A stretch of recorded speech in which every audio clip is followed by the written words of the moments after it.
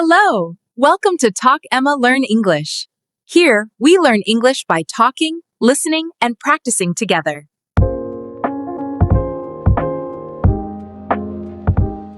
I'm Emma. And I'm Jack. Welcome to the place where English finally starts making sense. Today we're talking about something small but powerful. Very powerful. Be supposed to. 3 little words. So much confusion. Have you ever said, I supposed to go? If yes, don't worry. We are fixing that today. Or maybe someone told you you're supposed to be here at 9, and you weren't sure if that was a rule, a suggestion, or a complaint. Sometimes it's all 3. Exactly. Before we begin, if you want to improve your natural spoken English, follow this podcast and share it with someone who struggles with grammar but wants to sound fluent. Because today is not about complicated grammar rules. Today is about real life. Real situations. Real emotions. All right, let's start with something simple. At its core, be supposed to means something is expected. Expected by rules, by people, by plans, by society. And sometimes by your mother. Especially by your mother. The structure is simple. Subject plus am, is, are plus supposed to plus base verb. Example, I am supposed to finish this report. That means it's expected. It's your responsibility. Notice it sounds softer than must. Yes, must feels strict. You must finish the report. That sounds like an order. But you're supposed to finish the report. It sounds like an expectation, a responsibility. Less aggressive, more natural in conversation. Imagine you work in an office. Your manager says, you're supposed to send the email before 3 p.m. That means it's part of your job. It's not optional. But it's not dramatic either. Exactly. Now imagine it's 4 p.m. and you didn't send it. Now the sentence changes tone. Yes, I know, I was supposed to send it. That carries regret. Guilt. Maybe fear. See? Same structure, different emotion. When we use am, is, are supposed to, we usually talk about something expected now or regularly. Example, students are supposed to wear uniforms. That's a school rule. You're supposed to knock before entering. That's social etiquette. You're supposed to save money every month. That's life advice. In all these cases, it's something people expect you to do. Now, let's talk about plans. You're waiting for a bus. It's late. You say, the bus is supposed to arrive at 8. Meaning that was the schedule. But maybe it's not happening. Sometimes supposed to secretly includes disappointment. Yes.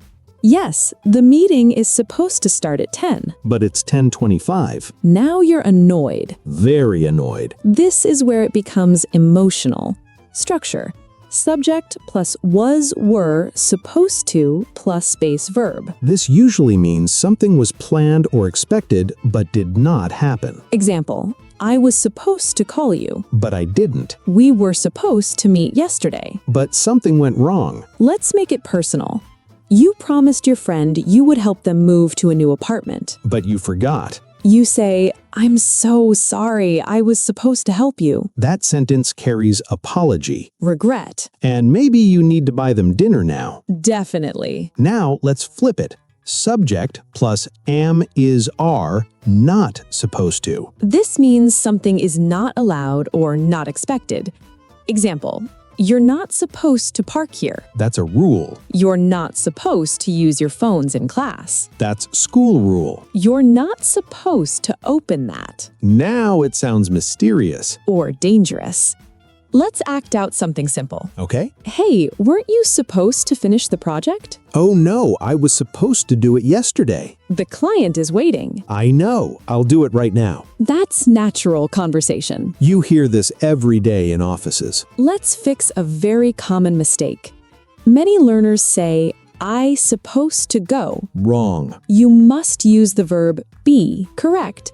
I am supposed to go. Never remove am, is, are, was, were. Without be, the sentence is incomplete. Supposed to is powerful because it carries emotion. Listen to these tones. Frustration. You're supposed to help me. Confusion. I thought we were supposed to leave at 7. Regret. I was supposed to study. But instead you watched videos. No judgment. Maybe a little. It's flexible. That's why native speakers love it. Let's practice together. Situation 1. You planned to wake up early. You didn't. Sentence? I was supposed to wake up early. Good. Situation 2. It's a rule in the hospital. Visitors must be quiet. Visitors are supposed to be quiet. Perfect. Situation 3. Your friend didn't bring your book back. You were supposed to return my book. Excellent. Because it's conversational. It sounds softer than must, Less heavy than have to. and more emotional than simple past tense. Compare, I didn't call you. Neutral. I was supposed to call you. Now there's regret. See the difference? Think about your day today. What are you supposed to do? Maybe you're supposed to finish homework. Maybe you're supposed to exercise. Maybe you're supposed to sleep earlier. Now think about last week. What were you supposed to do but didn't? That's how you make grammar personal. And when grammar becomes personal, It becomes fluent. We'll go deeper next. We'll compare supposed to versus have to, how to use it in questions, how to use it sarcastically, and how native speakers use it in arguments. okay, I have a question for you. That sounds dangerous already, Because many learners think they're the same. but they're not. Not even close. Let's break this clearly. I have to go. This means it is necessary. Strong necessity. Maybe because of rules or obligation. Now listen carefully. I'm supposed to go. This means it's expected. Expectation is softer than necessity. Sometimes you don't even agree with the expectation. Exactly. Imagine this. Your boss says you have to finish this today. That feels strict. No choice. Now imagine you're supposed to finish this today. That feels like responsibility, but slightly softer. Yes. Now emotional example. Your friend says you have to come to my party. That sounds pushy. But if they say you're supposed to come, That sounds playful, maybe joking. tone changes everything.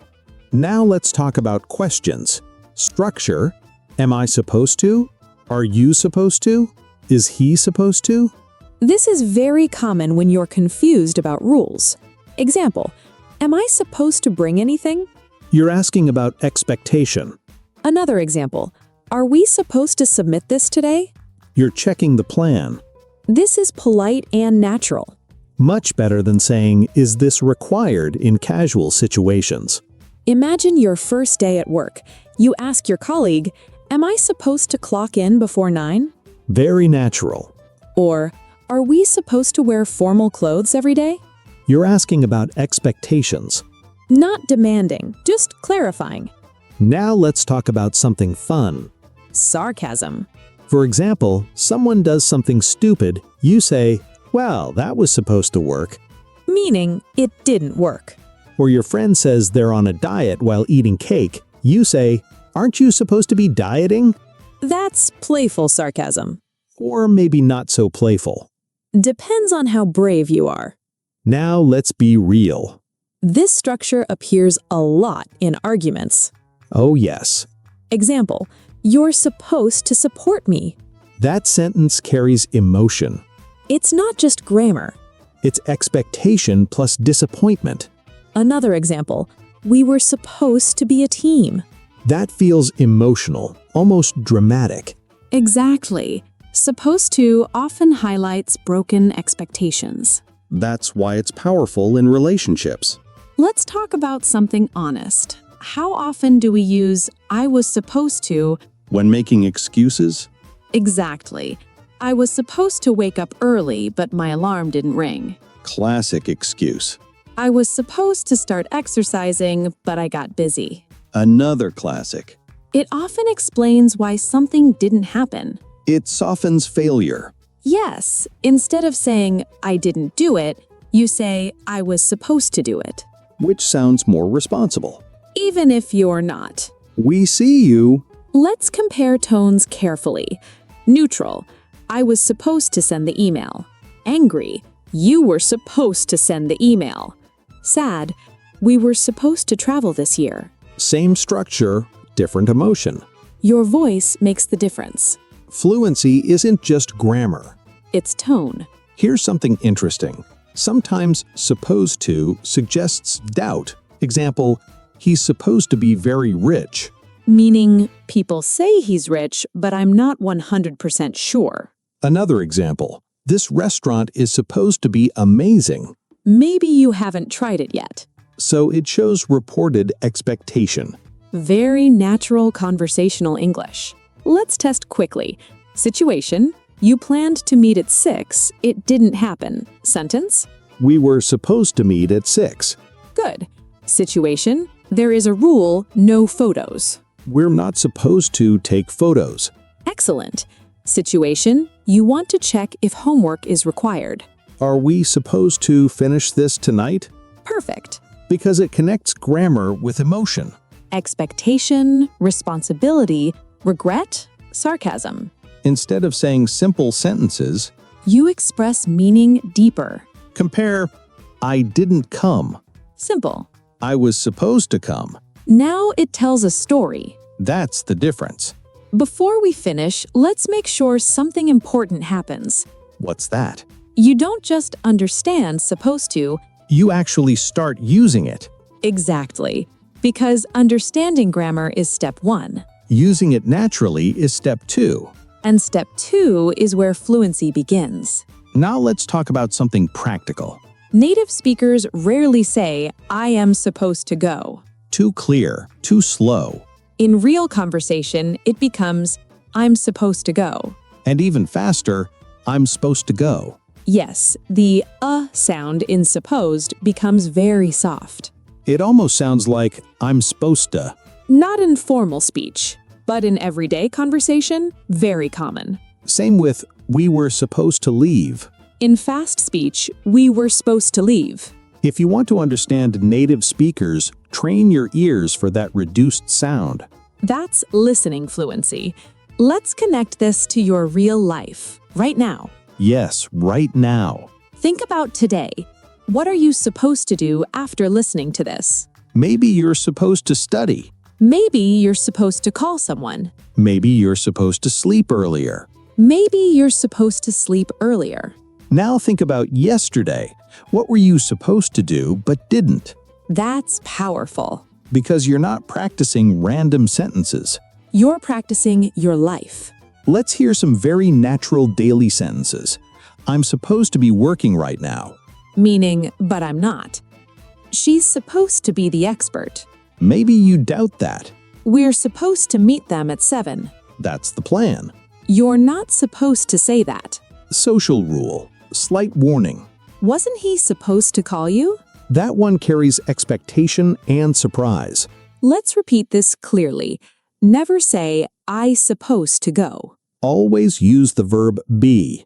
I am supposed to. You are supposed to. He is supposed to. We were supposed to. Without be, the structure is incomplete. Fixing this one mistake already makes your English sound more fluent. Okay, challenge time. Yes. Challenge. Make 3 sentences after this episode. 1 about something you're supposed to do today. 1 about something you were supposed to do last week. 1 about something people are not supposed to do in your country. Write them down. Say them out loud. Fluency grows when your mouth moves. Not just your brain. Supposed to is everywhere. Work, school, relationships, arguments. It expresses expectation. And expectations are part of life.